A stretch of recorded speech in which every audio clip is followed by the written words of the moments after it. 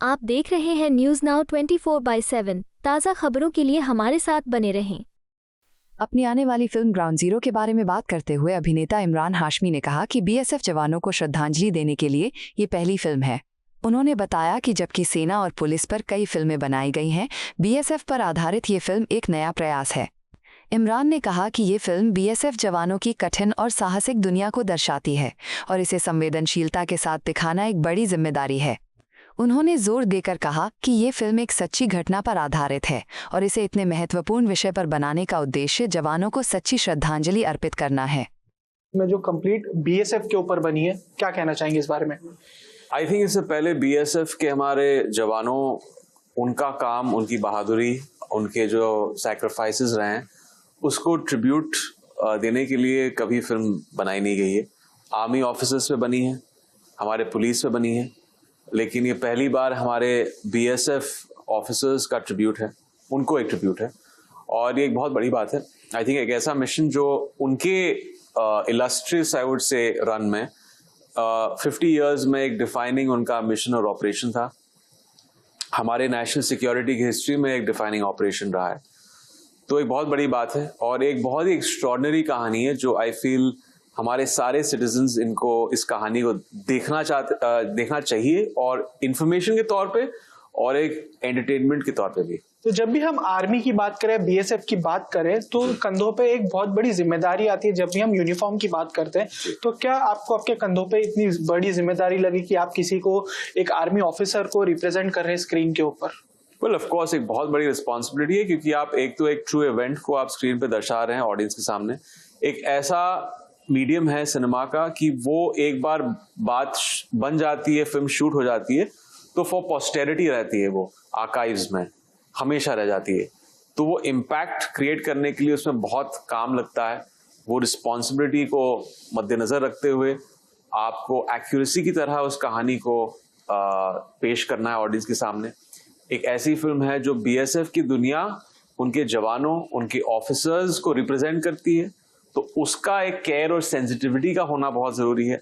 और उसके अलावा इन ऑफिसर्स ने, जिन्होंने अपनी जान को दाव पे लगा कि एनकाउंटर में एक हाई रिस्क प्रोफेशन में ये सारा जो काम किया है उन्होंने, दुबे जी हो या बीनू, मिस्टर बीनू, एसपी त्रिवेदी जी, इन सारे ऑफिसर्स ने जिस तरह डिलीजेंटली ये काम किया है, वो ठीक तरह से रिसर्च करके पेश करना, वो एक बहुत ही इंपॉर्टेंट चीज थी जो हमारी क्रू ने, we were very cognizant of that कि हमें ये बहुत मेहनत करनी है इस चीज में। फिल्म में आपने real life officer एनएनडी Dubey ji का कैरेक्टर प्ले किया है। उसके अंदर एक ऐसी चीज जो आपको लगी हो, जो आपने उनसे सीखी हो, एंड प्रिपरेशंस आपने कैसे की इस मूवी को लेके? किसी रियल लाइफ कैरेक्टर को ऑन स्क्रीन प्ले करना कितना आसान या मुश्किल होता है आपके लिए? आई थिंक एक एक्साइटमेंट की बात थी कि आप ऐसे एक ऑफिसर का किरदार निभा रहे हैं जिनका एक बहुत ही इलिस्ट्रियस करियर रहा है बीएसएफ में। उनकी तभी सेकंड पोस्टिंग थी बीएसएफ में, सेकंड इन कमांड थे तभी। और एक चीज जो मुझे लगा कि मुझे इस चीज में निचोड़कर इस कैरेक्टर में, इस अपने परफॉर्मेंस में लेके आना है, वो मेरे पहले दिन की जो मीटिंग थी मिस्टर दुबे के साथ, उनका एक जो ह्यूमिलिटी है, जो एक हम्बलनेस है, और ये बहुत सारे जवानों में देखा है मैंने, क्योंकि हमारे पॉइंट ऑफ व्यू से ये इतना बड़ा बलिदान दे रहे हैं, इतनी मेहनत करते हैं। मैंने देखा राजस्थान में जब गया था तो वहां के गार्ड्स 45 डिग्रीज के गर्मी में वहां पे बॉर्डर पे तैनात रहते हैं। 11-11 महीने उनकी ड्यूटी चलती है, वो अपने फैमिली से नहीं मिलते हैं, आइसोलेटेड जगह में रहते हैं, उनका कम्युनिकेशन कट हो जाता है उनके फैमिली से, दोस्तों से। बहुत बड़ी बात है जो करते हैं और इसको हमें कहीं एक्नॉलेज करना चाहिए। तो वो चीज है, और मिस्टर दुबे की ह्यूमिलिटी, उस चीज को डिस्टिल करके इस परफॉर्मेंस में लेके आना, क्योंकि उन्होंने मुझसे कहा कि ये तो हमारी ड्यूटी है, सिर्फ ये एनकाउंटर जब हमने किया था, ये तो हम, it was just another day of the job, क्योंकि हम अपने देश से प्यार करते हैं, अपने देश के नागरिकों से प्यार करते हैं। तो उस फीलिंग को, वो फीलिंग ऑफ पेट्रियोटिज्म को लेकर आना, एक फीलिंग और इमोशन में उस कैरेक्टर में, वो बहुत इंपॉर्टेंट था। फिल्म में जो ऑपरेशन दिखाया गया है वो कश्मीर वैली में जो इंसिडेंट हुआ था उस पर दिखाया गया है। सो कश्मीर को लेके आपका क्या पर्सपेक्टिव था पहले, एंड शूटिंग के दौरान जब आपने कश्मीर को देखा, वहां के लोगों को देखा, एंड शूटिंग के बाद, फिल्म बनने के बाद आपका पर्सपेक्टिव कितना चेंज हुआ है कश्मीर को लेके या वहां के लोगों को लेके? वेल, जैसे हम जब जानते हैं कि कश्मीर अपनी हिस्टोरिकल, पॉलिटिकल, ज्योग्राफिकल टेंशन्स की वजह से दुनिया का सबसे सेंसिटिव और कॉम्प्लेक्स जगहों में से एक है, और ये मेरे दिमाग में भी था जब मैं श्रीनगर जाने से पहले, और ये मेरी पहला ट्रिप था वहां पे श्रीनगर में, कभी हॉलिडे के लिए नहीं गया वहां पे। इतनी खूबसूरत जगह, जब आप वहां पे लैंड करते हैं, डल लेक का नज़ारा, वहां की सड़कें, खुली सड़कें, वहां के पहाड़, साफ हवा, जो एक क्लीनलीनेस है वहां पे, वो आपके दिल में और दिमाग में रह जाती है।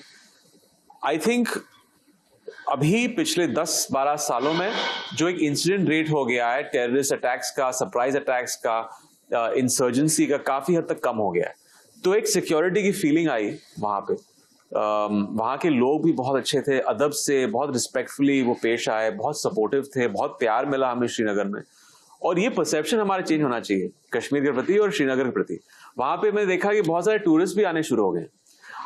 हालांकि हम 18 तारीख को इस महीने के 38 इयर्स के बाद पहला वहां पे एक फिल्म प्रीमियर और स्क्रीनिंग होगा जो हम ग्राउंड जीरो के लिए रख रहे हैं, जो एक बहुत बड़ी बात है, एक लैंडमार्क और एक हिस्टोरिकल इवेंट है जो हम श्रीनगर में रख रहे हैं 18th को, 3 दिन बाद। और ऐसी इवेंट्स और फिल्मों को करनी चाहिए श्रीनगर में, सिर्फ टूरिज्म के हिसाब से नहीं, एक वहां पे एक नॉर्मलसी लेके आने के लिए, क्योंकि ताकि वहां के लोगों को भी ये लगे कि अच्छा, ये एक बॉलीवुड आ रहा है वहां पे, अपनी फिल्मों को शोकेस ये लोग कर रहे हैं। तो आई थिंक वही है, और लोगों को इस चीज में पार्टिसिपेट करना चाहिए, और लोगों को जाके वहां शूटिंग करनी चाहिए, क्योंकि मैं खुद कह रहा हूं कि वहां पे एक सिक्योरिटी कंसर्न हमारा था ही नहीं। क्या कोई ऐसी बकेट लिस्ट में आपके ऐसे कोई कैरेक्टर्स है जो आप ऑन स्क्रीन प्ले करना चाहते हो, जो अब तक आपको मौका नहीं मिला हो? वेल, इसके बारे में सोचा नहीं मैंने, लेकिन आई थिंक जॉनर्स के तौर पे मुझे एक साइंस फिक्शन फिल्म करनी है जो ज्यादातर हमारे देश में बनती नहीं है। तो थैंकफुली अब जो माहौल बदल रहा है और लोग नए नए एक्सपेरिमेंट्स करना चाहते हैं, ज्यादा सिनेमा में अब आजकल एक्सपेरिमेंट्स नहीं हो रहे, बट OTT में हो रहे हैं। बट उम्मीद करता हूँ कि सिनेमैटिकली थिएट्रिकल रिलीजेस के लिए भी एक हम लोग अलग जॉनर्स को एक्सप्लोर करें। आपको यह वीडियो पसंद आया हो तो इसे लाइक करें, हमारे चैनल को सब्सक्राइब करें।